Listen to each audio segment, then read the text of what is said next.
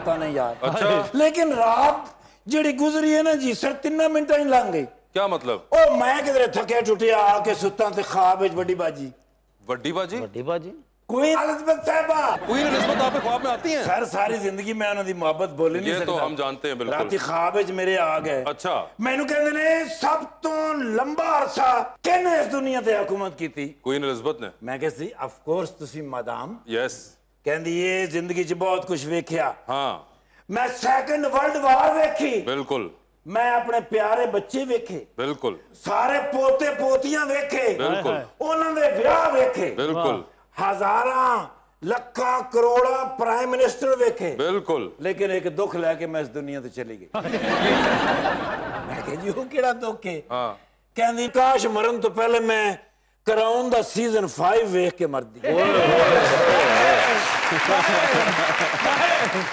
कहंदी काश मैं crown season 5 वेख्या हुंदा। अच्छा। मैं कहा जी ओदे तुसी देखना की चाहंदे सो? हाँ। कहंदे सन मैं देखना ये चाहंदी सा कि वो डॉक्टर हसनात चार्लस तो ज्यादा सोहना सी जिहदे पिछे डायना ने साडा वाजा बजा दिता। मैं क्या मैडम जेड़ा कैरेक्टर कर रहे ने डॉक्टर हसनात दा एशिया दे सब तो खूबसूरत आदमी ने। अच्छा। मैंने कहंदे ने हमायूं सईद। हाँ। मैं क्या तुसी जानदे हो? हाँ। कहंदे ने सब तो ज्यादा दुनिया च अगर उन्हें कोई जानदा है ना शी इज मी।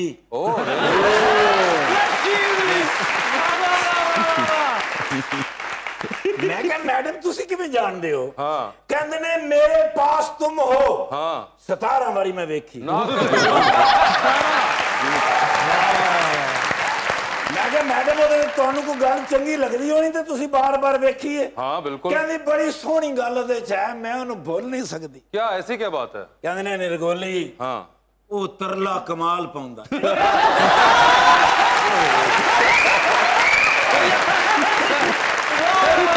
क्या बात है यार? वैसे जो कुछ भी है फनकार कमाल है सर। ईमान नाल वासे भाई मैं ਤੁਹਾਡਾ बड़ा फैन हैगा। अच्छा। लेकिन तुसी कुछ भी नहीं। चार प्रोग्राम कर सच्चियां गल्लां ना कर। एयरपोर्ट तो प्रोटोकॉल लगा तो मैं समझ गया मैं कि आज आए ने। अच्छा। ते मैं के जाके मैडम दा सलूट पेश करा। मैडम सलाम कह रहे सन ते कहंदे ने मैं इंतजार कर रही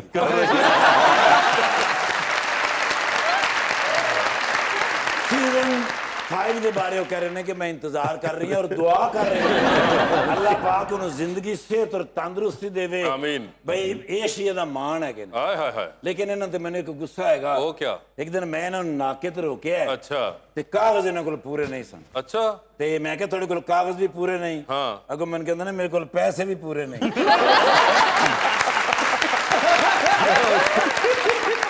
बहरहाल साडे कोल ते दुआवां ही ने। ते तुहाडे कोल पैसे ने। ते अगर हुण भी हिसाब किताब क्लियर कर यार खुदा करो मेहमान आए हुए अब तो। कितने मेहमान साडे सिर मत्थे ते है लेकिन हुण ते की वो चल रहा है कैमरे ऑन है। आओ कैमरे च रिकॉर्ड हो जाएगा। जी बिल्कुल।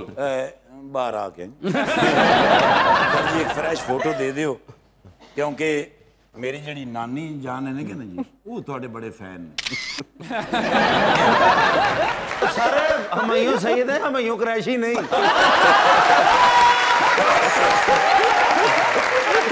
माशाल्लाह आज भी जवान ने। क्या हुआ? उस दिन मैं शनाख्ती कार्ड इन्हां दा चेक कीता सर। ओदे उत्ते लिखे ता हयात।